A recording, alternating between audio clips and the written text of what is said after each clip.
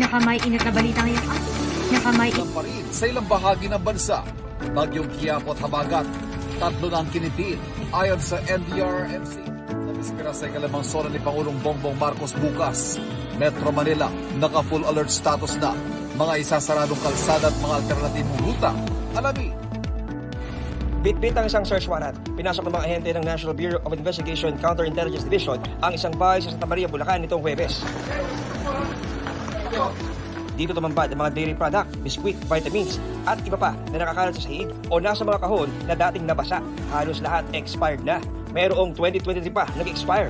Ayon sa NBI-CID, ipinapasa ng bagsak presyo ang mga expired na produkto at ang ilan ibinebenta. Dahil sa matinding korupsyon mula sa mga flood control project, magbabantay na rin ang Office of the Ombudsman sa pagbuo ng budget ng Pilipinas. Kailangan may nagbabantay talaga sa budget. And I think the Ombudsman's office will now be one of the vanguards of the nation. Babantayan namin. Kasi doon na. Pero sabi ni Ombudsman Jesus Crispin Remulla, hindi lang sa pagbalangkas ng budget kundi hanggang implementasyon nito ang babantayan nila. So, yung mga magic na nangyayari sa fine print, Okay.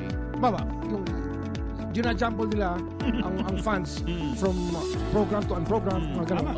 Nawawala na, may pondo na, nawawala yung pondo dahil ililipat na naman sa flood control. Yan, leksyon sabi niya. Walang problema yan sa chairman ng Senate Finance Committee. Ilalagay rin naman daw nila online ang lahat ng mangyayari sa pagbuo ng susunod na budget para makita rin ng publiko. Asa makaapekto pa rin sa malaking bahagi ng bansa ang habagat. Sa rainfall forecast ng Metro Weather, posibleng pagulan mula tanghali hanggang hapon sa Bicol Region, Ilocos Region, Central Luzon, Cordillera Administrative Region, Mimaropa at Calabarzon. Mula umaga naman ay may tsansa na ng ulan sa Bohol, Cebu, Guimaras, Negros Occidental at Siquijor.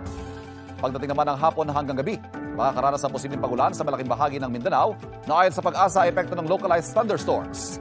Posible rin ang heavy to intense rain sa ilang bahagi ng Soc-Sargent. May malalakas sa ulan na pwedeng magpabaha o magdulot ng landslide kaya maging alerto po at mag-monitor ng mga abiso.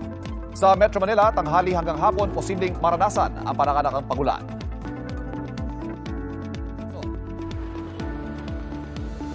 Ivan, handang-handa na raw ang Philippine National Police para magbantay sa seguridad para sa ikalawang State of the Nation address ng Pangulo bukas. Sa bispira sa ikalimang State of the Nation Address o SONA ni Pangulong Bongbong Marcos, nagkalat na ang mga pulis sa kahabaan ng Commonwealth Avenue, Quezon City na inaasahang daragsain ng mga realista bukas. Handa na ang tent na magsisilid command post ng Philippine National Police o PNP.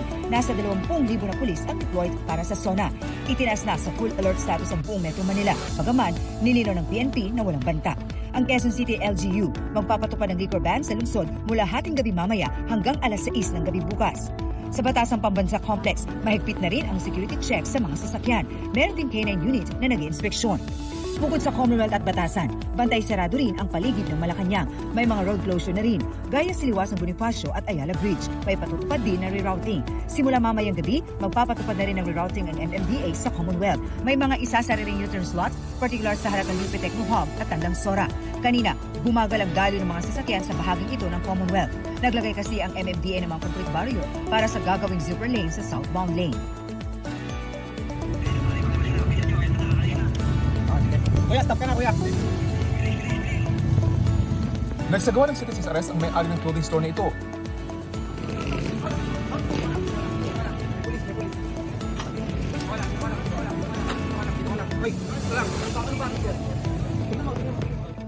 Dinakip niya ang hinihinala niyang nagnanakaw at nangungupit ng mga ibinibenta nilang damit. May binagi ko eh. Oh, ito. Nasa yung video. Intercept? Intercept? Siya pala ang suki nilang logistics rider na regular na kumukuha ng kanilang mga ibinibentang damit sa Makati. Ayon sa negosyante, napon nilang hindi tugma ang inventaryo ng kanilang mga order at delivery ng damit. Marami na silang kaso ng dapat ay for return na item dahil sa cancelled order. Kulang umano, pagbalik sa kanila. Dideclare niya po sa app na 6 po kasi pipicturean niya pero sa ibang lugar na. Yung 4 lang yung pinicturean niya dito sa lugar namin. Talagang kupit ginagawa niya. Talaga sir, ang lala. Ang mga binabalik sa kanilang parcel para sa refund, iba na rin umanong laman, gaya ng basahan at malaking tipak ng bato. Bato. Bato. Noong una, hindi raw sila naghinala na ang suki nilang rider ang gumagawa nito. Mula sa pag-alagwa ng presyo ng petrolyo, ang gigipit ng China sa ating karagatan, pagpapanagot sa mga sangkot sa korupsyon. Mahaba ang listahan ng mga problemang kinakaharap ng bansa ngayon. Kaya kaabang-abang kung ano ang mapahayag dito ni Pangulong Bongbong Marcos sa kanyang ikalimang State of the Nation Address sa Lunes. Paglaban sa korupsyon ang numero unong gustong marinig ng mga Pilipino sa ikalimang State of the Nation address ni Pangulong Bongbong Marcos. Ayon yan sa isang Pulse Asia survey. Sumunod na riyan ang abot kayang bilihin at pagpapalago ng mga kabuhayan at trabaho. Tinanong namin ang ilan kung ano ang unang dapat ilatag ng Pangulo. Siyempre, mauna yung pagbaba ng bilihin kasi para yun sa taong bayan eh. Ganun, para lahat masaya. Masyado na po tayong naghihirap and yung mga opportunities po dito sa bansa natin is nalilimit. Kailangan din ayusin pa yung mga ibang bagay na nagpapahirap sa pamilyang Pilipino, yung presyo ng pagkain, yung transportasyon. He should really try to hammer out what he did, the efforts that his administration did, to really bring down the price of food items in the country. Pero ang tiyak daw na mababanggit ng Pangulo, ang flood control scandal. Mahiya naman kayo sa inyong kapwa Pilipino. Pero ang tiyak daw na mababanggit ng Pangulo. I think it's one of the defining moments of his administration. And if he does not address this, if he does not satisfy the people's yearning to have a big fish arrested, then it would severely affect his legacy. May mga naaresto ng personalidad na sangkot umano sa flood control scam. Pero sapat ba ito? Yung talagang mga malalaking involved dyan, di ba talaga nila mahuli-huli? Hindi naman nila nagawa ng tawag dito, solusyon. Of course, yung so-called big fish, particularly those closest to the president, because that would really show his method in addressing corruption. Hindi rin daw dapat palampasin ng Pangulo ang pagpalag sa panggigipit ng China sa West Philippine Sea. I think papalakpakan siya when he sends a very strong message against China's actions. Buwis buhay ang pagtawid sa rumaragasang ilog ng mga residente sa Barangay Gasi sa Maasin, Sarangani.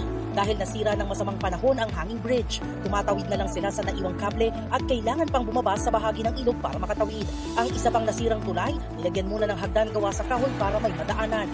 Dahil sa sunod-sunod ang pagkasira ng mga tulay doon, nagsagawa ng clearing operation ng LGU para paluwagin ang daluyan ng tubig sa ilog. Sa bagong bayan Sultan Kudarat, nasagip ang 3 residenteng umakyat ng puno para hindi tangay ng rumaragas ang tubig. Sa gitna ng pag-apaw ng Rio Grande sa Mindanao at Pulangi River, halos 2,000 pamilya sa lambayong Sultan Kudarat ang inilikas ng militar. Halos 3,000 pamilya naman ang inilikas sa bayan ng Sultan sa Marongis, sa isang barangay kung saan abot baywang ang tubig, kasama rin sa mga inilikas sa mga alagang hayop. Sa baha sa Davao City, kasamang napasok ng tubig ang bahay ni MMDA General Manager Nicolas Torre III sa Barangay Talongo batay sa kanyang Facebook post. Ani Torre, maraming nagsasabing normal ang baha roon na galing sa bundok dahil catch basin ng Davao. Pero hindi naman anya bago ang bundok at hindi rin bago ang ulan. Epektibo mula 12:01 PM ng July 24 ang mga produktong export ng Pilipinas saklaw ng panibagong 12.5% tariff ng Amerika o buwis sa mga inaangkat nilang produkto. Hindi kasama ang steel, aluminum, copper, wood products, mga sasakyan at semiconductors, pati mga produktong naikarga na sa mga barko bago ang July 24 o papasok na sa Amerika bago mag 12:01 PM Philippine time ng July 28. Sabi ni Philippine Ambassador to the US, Jose Manuel Romualdez, ang 12.5% tariff ay mas mababa sa 19% na gusto talagang ipataw ng Amerika. The 19 was scrapped by the US Supreme Court. So now this 12.5% is because of the 301, which basically means the child labor, the forced child labor exports to the United States, which would give them the authority to put tariffs on countries that have problems with child labor. Paliwanag ng Amerika, isa ang Pilipinas sa 60 bansang kulang sa mga hakbang para ipagbawal ang mga produktong nabuo sa pamamagitan ng forced labor.